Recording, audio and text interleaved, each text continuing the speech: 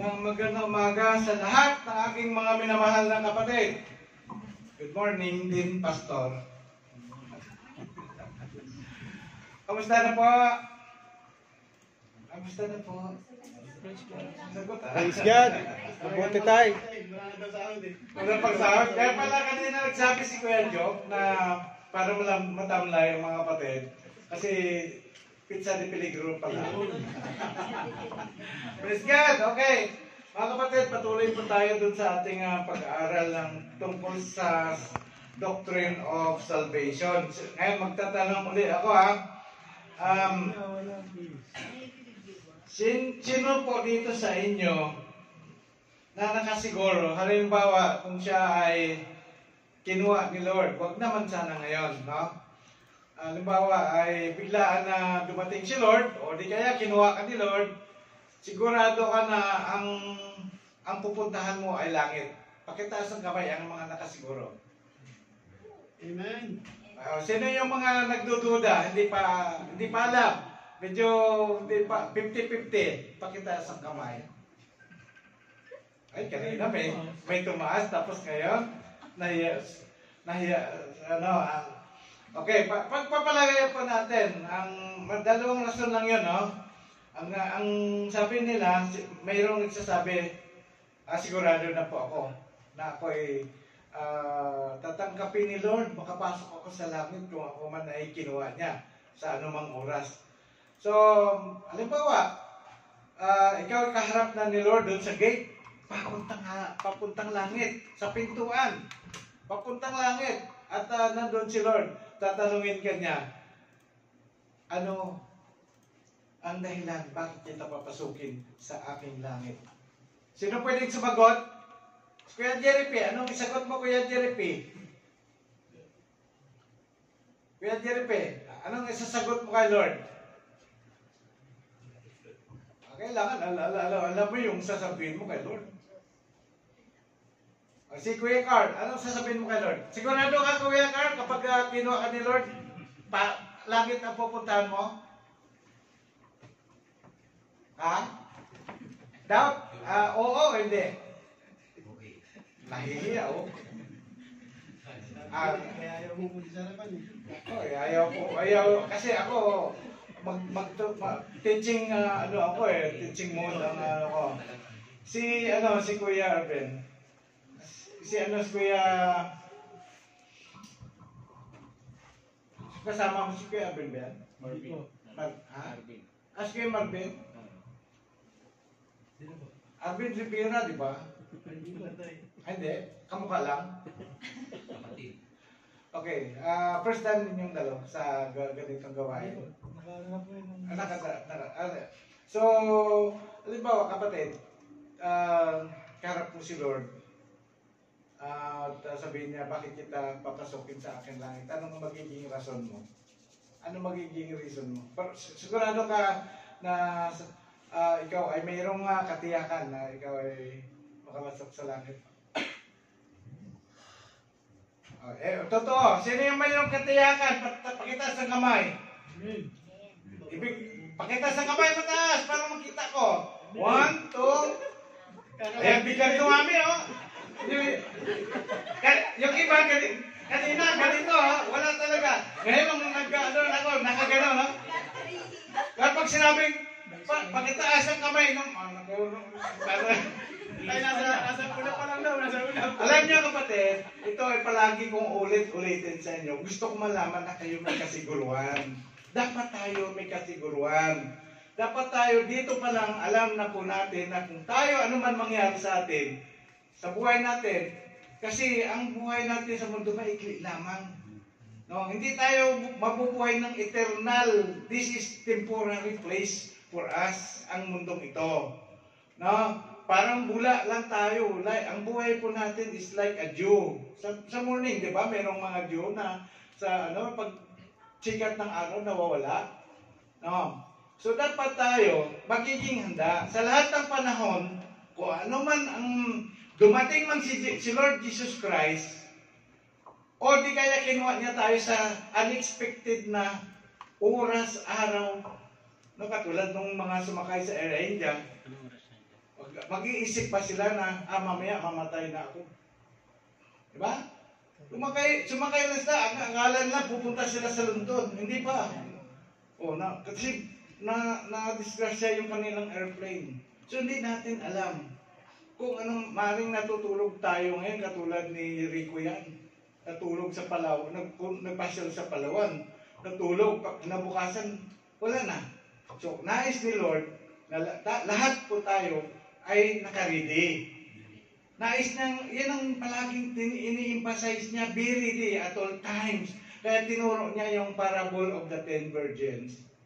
Kasi makita natin may 5 wise virgin, mayroong 5 foolish virgin, na kung saan ang 5 wise virgin, sila po yung naghanda. No? Sila po yung naghanda. Ang 5 foolish virgin, sila yung hindi naghanda. No? So, nais ni Lord, tayo ay maghanda. Ito yung ginagawa ninyo kung punta kayo dito sa church. This is one way of you are storing oil in your lamp. No? So, dapat tayo handa. Dahil dito po natin matutunan ang mga tungkol sa Panginoon. No? Tulad nito, tungkol sa kaligtasan, ito po yung tinuturo po natin. No? Yung nais namin na kayo lahat ay mayroong katiyakan. No? Mayroon kayong assurance of your salvation. Na hindi yung backup. Kasi sabi ni Pablo, sabi ni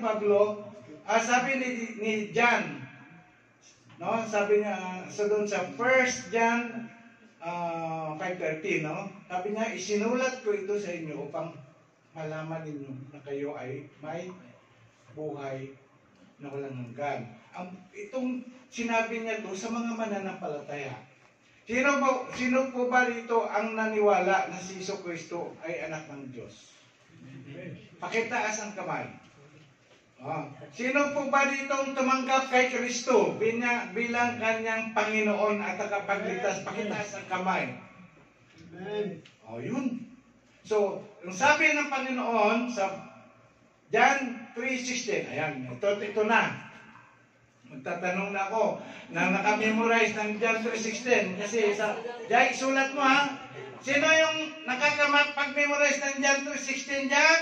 O si Ate Jen. Paki-recite Ate Jen. For God so loved the world that He gave His only begotten Son, that whoever believes in Him shall not perish but have eternal life. Okay, kasi next Friday, ipapakita ko yung mga na-memorize ng bawat kapatid. Okay? Okay. Sabi niya doon, mahal po tayo ng Diyos. No? Mahal po tayo ng Diyos. For God so loved the world. No? Ang ibig sabihin nun, lahat ng mga tao, makasalanan man at hindi makasalanan, yung turing na sila ay righteous, mahal ng Diyos. No? Kasi, kaya nga yan ang dahilan na siya ay bumaba dito sa lupa. No? Kasi mahal tayo ng Diyos na Ama, pinadala ng kanyang bugtong na anak upang bayaran ang mga pagkakasala po natin. Diba? Sa Ephesians 2:8 and 9, sabi nga nila, diba? Hindi naman ako gumagawa ng masama. No? Sabi, nagsisamba naman ako linggo-linggo. Hindi naman ako nagsisinungaling. Hindi naman ako nangalunya. Hindi ko nilibag yung 10 Commandments. Pero sa totoo, walang nakapag-perfect ng 10 Commandments. Lahat ay nagkasala. Sabi ng ano? Romans 1:10. Romans 3, chapter 10, as it is written. Ano? There is no one righteous, not even one. Romans 3:23. Sino makapag-recite ng Romans 3:23? Si Kuya, lakasan mo. Kuya, ilista mo dyan yung nakapag-recite para sige. For the wage of sin is death, but the gift of God is eternal life. Romans 3:23 ba yun? 6:23. Roman, ano yung laman ng Romans 3:23, Kuya Mark? 3:23. For all have sinned and fall short of the glory. Ayun. At sapagkat lahat ay nagkasala at walang sinuman na nakaabot doon sa kaluwalhatian ng Diyos. Di ba? Malinaw. Lahat po tayo nagkaroon ng failure. No, fail to obey the commandments of God. Sabi nga sa James chapter 2 verse 10, sabi ni James, sabi Santiago, sabi niya, kung sa akala natin, nasunod natin ang buong kautusan, no? At alam mo, out of 10 na nasunod natin yung 9 at nagkasala tayo ng isa, para na rin natin nilabag ang buong kautusan. Diba?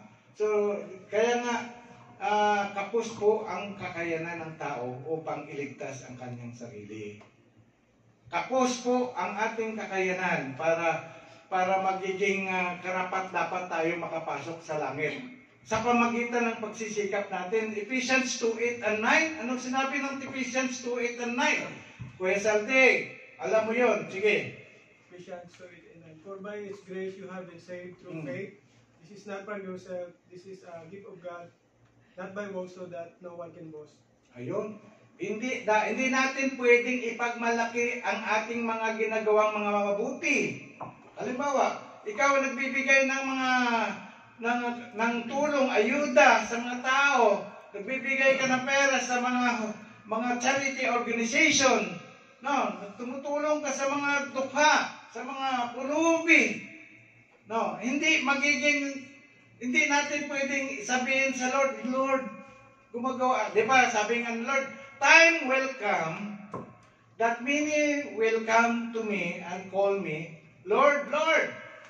Sabi naman, darating panahon na maraming lalapit sa akin at tatawagin ako Panginoon, Panginoon. 'Di ba? Tapos magmamalaki pa sila. Ako ay nagtuturo sa pangalan mo. Ako ay gumagawa ng kababalagan sa pangalan mo. Ako ay nagpapalayas ng demonyo sa pangalan mo. Pero ano sabi ni Lord Jesus? Sabi niya, hindi ko kayo kilala. Kayo mga tampalasan. So hindi magiging katanggap-tanggap ang ating mga ginagawa sa Lord.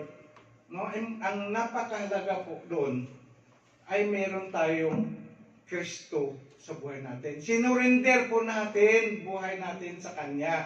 He is the King of Kings of our life. Kung dati buhay po natin, wala tayong Kristo sa buhay natin, ang will natin ang nasusunod, hindi will ni Lord.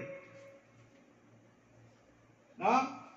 Nung tinanggap natin siya, nagsisi po tayo sa nirealize po natin ang mga pagkakasala po natin. At yun, hiningi natin ng tawad sa Kanya. No? Hiningi natin ng tawad sa Kanya. At sabi nga ipakita mo para mabasa din nila. Okay. Doon sa next page. Ito, Romans 5:8. Ayan, pakibasa. Sinong pwede magbasa? Romans 5:8. Ito. Makita nyo? Datapuan, pinagtatagubil. English tayo. Kahit English, Arabic, or whatever. But God demonstrates His love for us. In this way we will still sinner. Christ died for us. Kita mo? Nag-demonstrate, pinakita talaga, nagpakita ng proof ang Diyos ng Kanyang pag-ibig, hindi lamang love na nanggagaling sa labi. Katulad natin na I love you, but ang love na sinabi natin hanggang bibig lang, hindi mula sa puso talaga. Minsan ganun tayo, no? Pero dito, ang Lord mismo pinakita niya ang evidence, nag-demonstrate niya, pinakita niya kung paano niya tayo mahalin. Na kung saan, sabi niya, kahit nung tayo po ay makasalanan, ipinadala niya ang kanyang anak na si Kristo para mamatay para sa ating mga kasalanan. Nag-gets ninyo mga kapatid? Ha? Ito po yung nire-request ko sa inyo.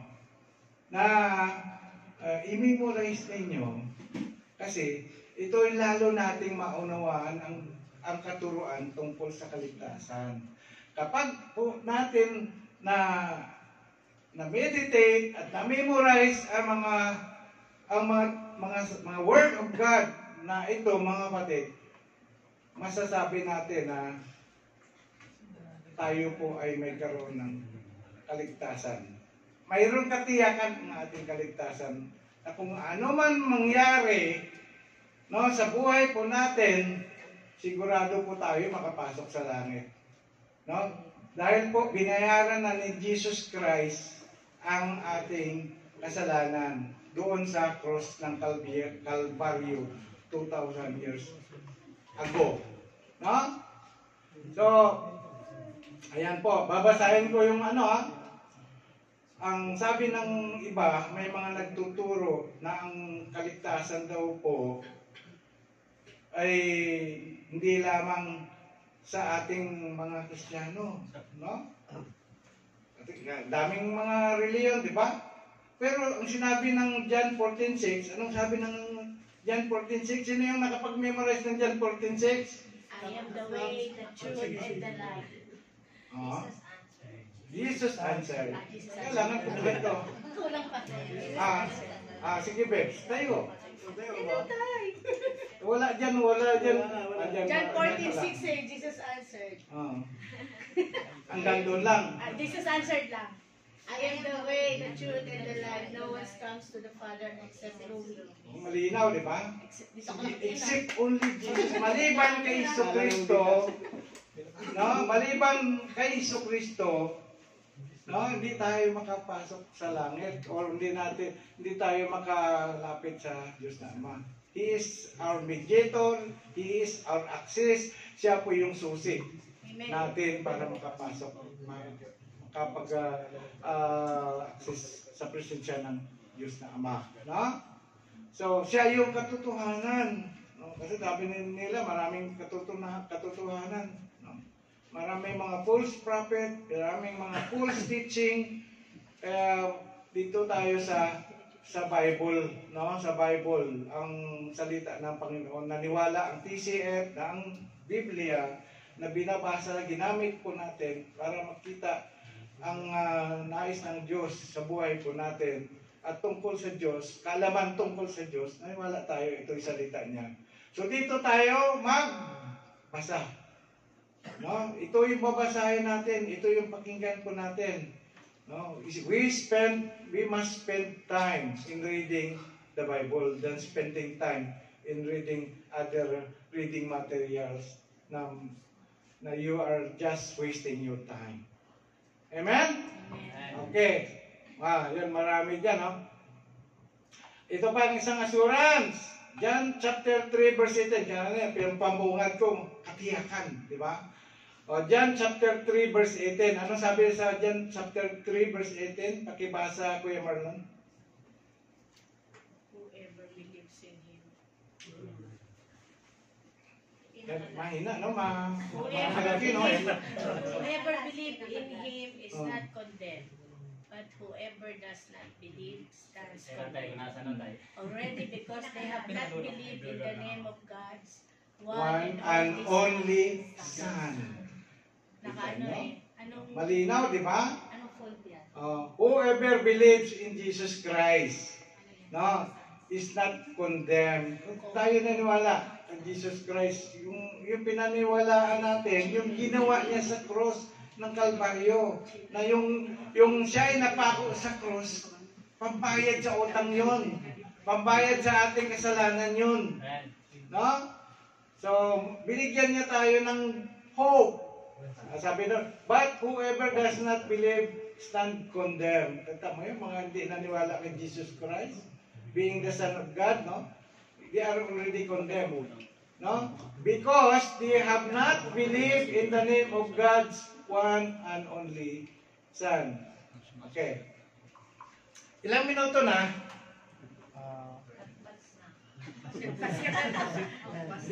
Andiyan na si Jipoy na. Nandiyan na tayo. So, pwede na tayo mag-praise and worship. Kung gusto pa nyo, baka may gusto mag-volunteer dito na nakapag-memorize ng mga ilang kasi, di ba, nire-request ko mag-memorize. Sino ba dyan mag-volunteer? Ililista ko na kasi may record ako. Sige, sino yung magbo-volunteer? Kuya Joke yata eh, nag-memorize to eh. Siya presider eh. Presider ako eh. Sige na ko yun. Kuya Joke, sige na. Presider daw siya tayo. No? Mag-present ako. Sige. Okay, hanggang doon na lang bro. But I really encourage every one of you na mag-memorize ng mga binigay kong memory verses. Kasi bakit? Ito po ay magagamit natin how to share the gospel. No? Ito po yung magagamit po natin yan.